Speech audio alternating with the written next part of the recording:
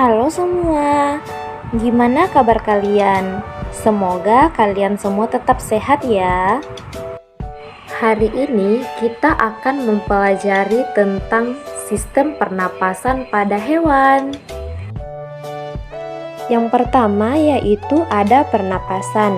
Pernapasan adalah proses menggerakkan udara masuk dan keluar dari paru-paru untuk memfasilitasi pertukaran gas dengan lingkungan internal tubuh, terutama dengan memasukkan oksigen dan membuang karbon dioksida. Nah, adapun organ pernafasan yang akan kita bahas yang pertama yaitu ada cacing, yang kedua organ pernapasan pada serangga, yang ketiga organ pernafasan pada ikan, yang keempat organ pernafasan pada amfibi, yang kelima organ pernafasan pada reptilia, yang keenam organ pernafasan pada aves, dan yang terakhir yaitu organ pernafasan pada mamalia. Nah, langsung saja mari kita bahas satu persatu mulai dari organ pernapasan pada cacing. Cacing merupakan hewan yang lunak. Cacing tanah tidak mempunyai organ pernapasan yang khusus. Organ pernapasan pada cacing yaitu menggunakan kulitnya. Jadi, oksigen masuk ke tubuh cacing menggunakan atau melalui permukaan kulit tubuhnya yang basah. Kemudian, hewan yang kedua yaitu ada serangga. Nah, pada gambar yang pertama ada disebut dengan mulut. Mulut ini berfungsi sebagai tempat masuknya udara. Kemudian yang kedua ada kantung udara. Ini berfungsi sebagai tempat penyimpanan udara. Kemudian bagian yang ketiga yaitu trakea. Trakea merupakan pembuluh-pembuluh yang halus yang bercabang memenuhi seluruh bagian tubuh serangga. Fungsi trakea yaitu sebagai penghantar oksigen ke sel-sel tubuh serangga. Dan bagian yang keempat yaitu spirakel. Ini berfungsi sebagai jalan keluar dan masuknya udara. Selanjutnya, hewan yang ketiga yaitu ikan. Bagian yang pertama disebut dengan mulut. Nah, fungsi dari mulut yaitu sebagai tempat masuknya air yang mengandung oksigen. Kemudian yang kedua yaitu rigi-rigi insang.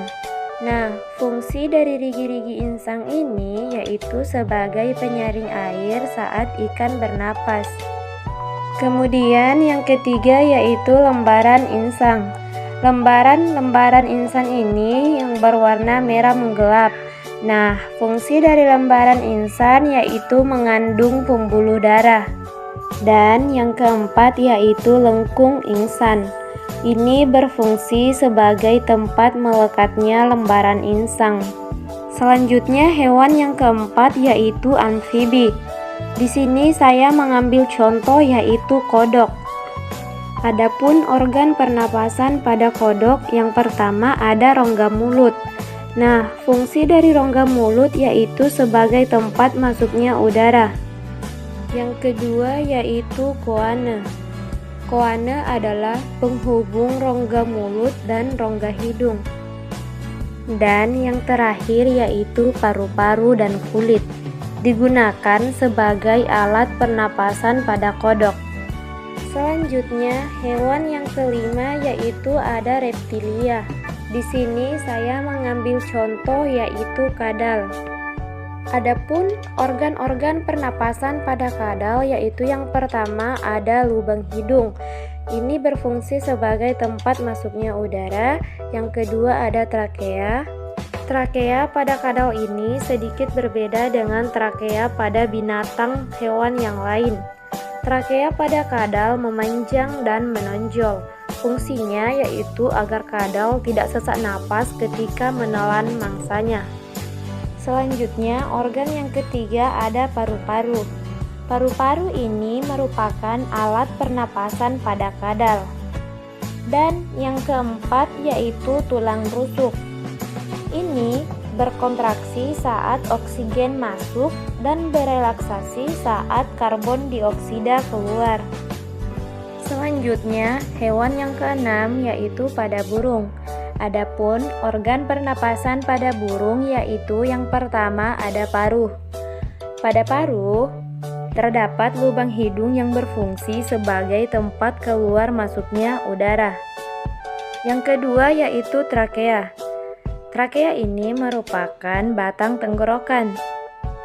Yang ketiga ada kantung udara. Kantung udara ada dua bagian. Yang pertama ada kantung udara anterior. Kantung udara anterior terletak di pangkal leher dan rongga dada. Yang kedua yaitu ada kantung udara posterior. Kantong udara ini terletak di bawah sayap dan rongga mulut. Dan bagian yang kelima yaitu paru-paru. Ini difungsikan saat burung tidak terbang. Kemudian pada hewan yang ketujuh yaitu ada mamalia. Contoh yang saya ambil yaitu anjing. Adapun organ pernapasan pada hewan mamalia yang pertama ada hidung. Hidung ini berfungsi untuk tempat keluar masuknya udara atau oksigen. Kemudian yang kedua yaitu faring. Dan organ pernafasan yang ketiga yaitu trakea atau batang tenggorokan.